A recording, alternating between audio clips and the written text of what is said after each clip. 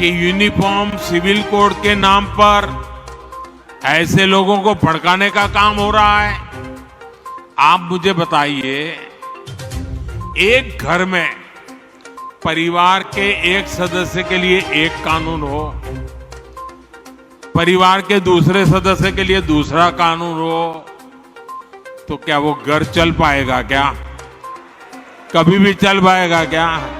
फिर ऐसी दोहरी व्यवस्था से देश कैसे चल पाएगा? प्रधानमंत्री नरेंद्र मोदी के बयान के बाद यूसीसी यानी समान नागरिक संहिता का मुद्दा एक बार फिर गर्मा गया है। देश भर में इस मुद्दे को लेकर बहस छिड़ गई है। कई विपक्षी पार्टियां इसके समर्थन में आ खड़ी हुई हैं, तो कई दल इस मुद्दे पर अपने अपने तर्क देकर सवाल उठा रहे हैं। लेकिन क्या है यूनिफॉर्म सिविल कोड और क्यों देश की सियासत में छिड़ गई है इस पर बहस, आइए बताते हैं आपको। समान नागरिक संहिता यानी एक देश और एक कानून। जिस देश में भी समान नागरिक संहिता लागू होती है, उस देश में विवाह, तलाक, बच्चे गोद लेना, संपत्ति के बंटवारे से लेकर अन्य सभी विषयों पर जो भी कानून बनाए गए हैं, वो सभी धर्म के नागरिकों को समान रूप से मान्य होते हैं। फिलहाल भारत में कई निजी कानून धर्म के आधार पर तय हैं। ऐसे में अगर समान नागरिक संहिता को भविष्य में लागू किया जाता है, तो देश में सभी धर्मों के लिए वही कानून लागू होगा, जिसे भारतीय संसद द्वारा तय किया जाएगा।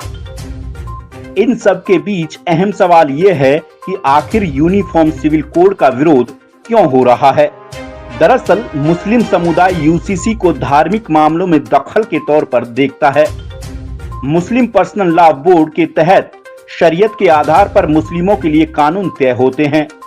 3 तलाक कानून बनाने पर बरेलवी मसलक के उलेमा ने नाखुशी जाहिर करते हुए कहा था कि मजहबी मामलात में दुनियावी दखलंदाजी अच्छी नहीं होती। दुनियावी कानून में सुधार होते रहते हैं, पर शरीयत में तब्दीली मुमकिन नहीं। यूसीसी का विरोध करने वाले मुस्लिम धर्मगुरुओं का मानना है कि यूसीसी की वजह से मुस्लिम पर्सनल लॉ बोर्ड का वजूद खतरे में पड़ जाएगा, जो सीधे तौर पर मुस्लिमों के अधिकारों का हनन होगा।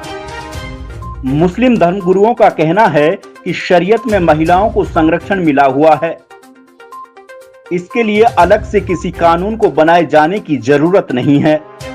मुस्लिम धर्मगुरुओं को यूनिफॉर्म सिविल कोड के जरिए मुसलमानों पर हिंदी रीति रिवाज थोपने की कोशिश किए जाने का शक है।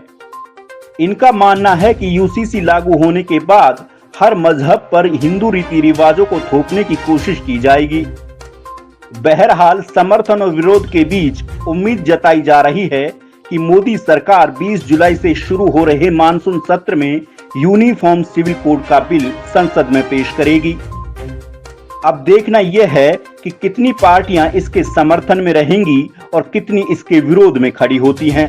दिलचस्प ये भी रहेगा कि इस बिल के आने के बाद मुस्लिम समुदाय का रिएक्शन क्या होगा। हिंद लाइव के लिए राकेश चौधरी।